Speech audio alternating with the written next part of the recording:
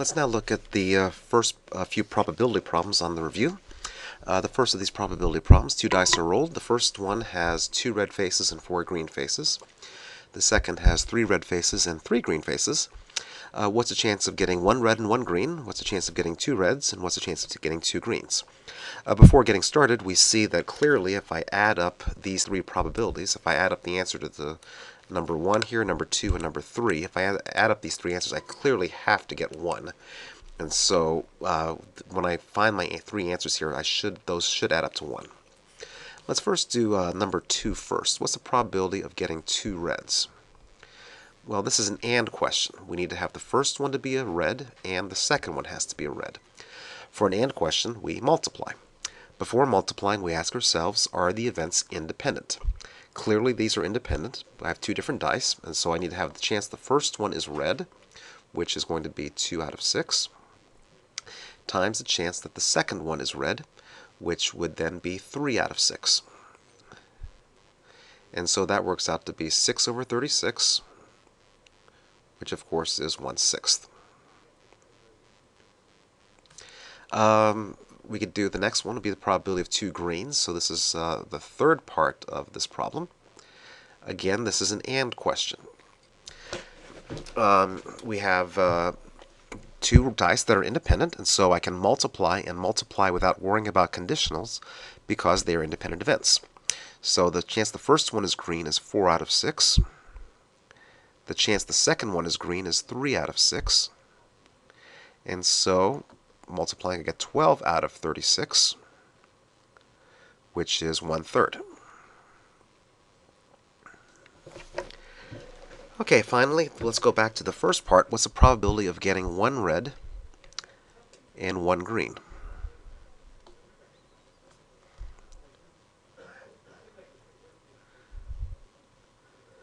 Well, there's a couple ways that this can be done. One way to do this would be the chance of getting 1 red and 1 green. That's 1 minus the probability of both red, or that they're both the same.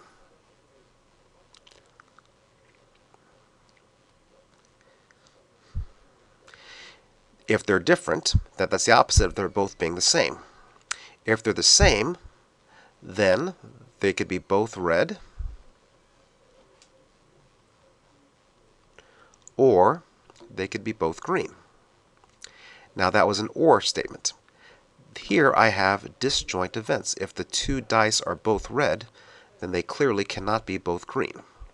So 1 minus 1/6 plus 1/3, which works out to be 1/2. Okay, so that's one way of doing part 1. The chance of getting 1 red and 1 green is 1/2. Let's look at a second way of doing the first part that does not depend on doing part 2 and 3 first. So there's 2 ways this can happen. So here's an alternate way of doing the first part, and this assumes that I did not do the second and third parts first. Well, 1 red, 1 green. Well, there's 2 ways this can happen. It could be the first is red, and the second is green. That's one way. The other way it could happen is that the first die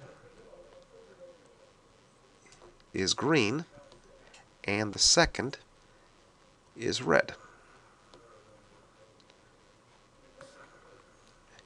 And I can add, because those are again disjoint events. If the first one is red and the second is green, then it can't be simultaneously that the first is green and the second is red. Okay, let's figure out this one by itself. The chance that the first one is red is 2 out of 6. And the chance that the second one is green would be 3 out of 6. And that's an AND question, so I multiply. Plus the probability the first one is green would be 4 out of 6. Plus times the chance that the second one is red, which is 3 out of 6. Okay, and so in combination, this is going to be 6 plus 12 over 36. which is 18 over 36, which makes 1/2. So that is a second way of doing the first part of this problem. Let's now move on to problems 1.7. Problem 1.7, let's bring it like this. Suppose that the probability of E given F is 0.2, the probability of F given E is 0.4, and the probability of E intersect F is 0.1. Find the probability of F, find the probability of E prime given F prime. Well, the way that we're going to do this is that, let's see if I can get the brush to work. Here we go. The way that we're going to do this is that the probability of E and F is equal to the probability of F times the probability of E given F. That is our multiplication rule. Probability of E given F is given to be 0.1. The probability of F is what we're trying to solve for. And so the probability of E given F is given to be down here to be 0.2. And so dividing, we find that the probability of F is equal to 0.1 divided by 0.2, which is 0.5. The same logic can be used to figure out the probability of E all by itself. The probability of E given E and F can be written as the probability of E times the probability of F given E. Just kind of replacing which event comes quote-unquote first. So that means that 0.1 is equal to the probability of E times the probability of F given E, which is given to be 0.4. And so therefore the probability of E is equal to 0.1 divided by 0.4, so 1/4, which is 0.25. So the probability of F is 0.5 and the probability of E is 0.25. So let me start drawing a Venn diagram that represents this. So I don't need that anymore. And I don't need that anymore. So let's start drawing over here the Venn diagram for this. I'll draw that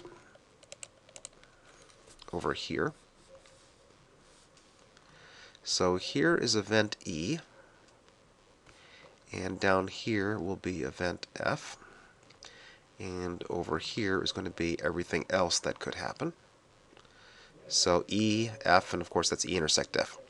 E intersect F, and let me switch colors for the numbers.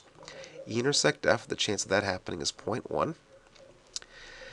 If this is event E, and the chance of event E happening is 0.25, then what's left here has got to be 0.15. And probability of F is 0.5, so that means what's left down here is the probability of 0.4.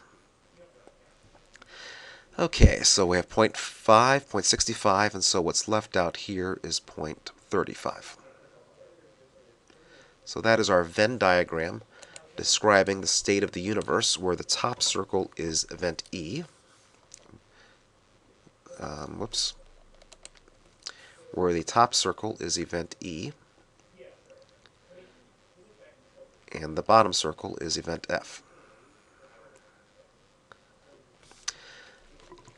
Okay, so now let's turn to the last part of the problem, which is to figure out the probability of E complement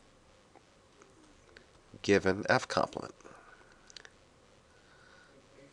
And this sets up again as with the multiplication rule. If I take the probability of F complement times the probability of E complement given F complement, that is equal to the probability of E complement intersect F complement. The probability of E intersect F complement is 0.35. The probability of F complement is also 0.5. The probability of F is 1/2, and so the probability of F not happening is also 1/2. And so what's left is the one unknown here is the probability of E complement given F complement. So in conclusion, the probability of E complement given F complement is 0.35 divided by 0.5, which works out to be 0.7.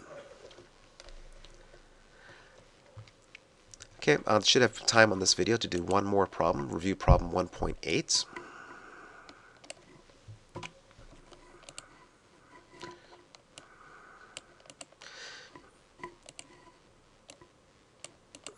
Two independent events occur with probabilities 0.1 and 0.3.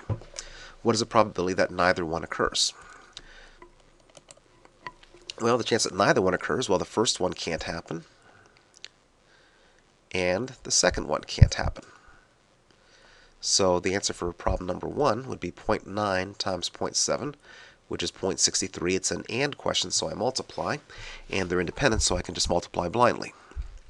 Problem 2, at least one occurring. Well, at least one is the opposite of none. So this is the 1 minus a probability of none occurring.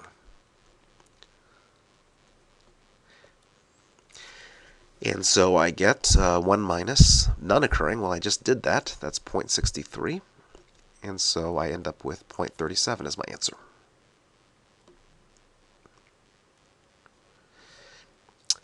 For part 3, that both occur. Well, that would be 0.1 times 0.3. The first one happens and the second one happens. And so that would be equal to 0.03. Finally, 0.4. Problem number 4. To do problem number 4, it might be easiest to do a Venn diagram for this one as well. So let's draw the Venn diagram here. Here's the circle for the first event, and here's the circle for the second event. And let's label the probabilities that we figured out. The chance that neither one occurs is 0.63. The chance that they both occur is 0.03. Okay, now the first event happens with probability 0.1, so that happens with probability 0.07. The second event occurs with probability 0.3, so that leaves 0.27 left. And so therefore, the chance that exactly one occurs would be 0.07 plus 0.27. Either the first happens and the second doesn't, that would be this part of the circle, or the second happens but the first doesn't, and that would be this part of the circle. So 0.07 plus 0.27, which works out to be 0.34. There's at least 2 other ways that this could be done. You could take 0.37 minus 0.03, and that is 0.34. That would also give the correct answer. This could also be done by using multiplication. 0.07 is 0.1 times 0.7. 0.27 is 0.9 times 0.3. And then adding together, we get 0.34. So there's a couple of ways to do this one, but all these different ways should give the correct answer of 0.34.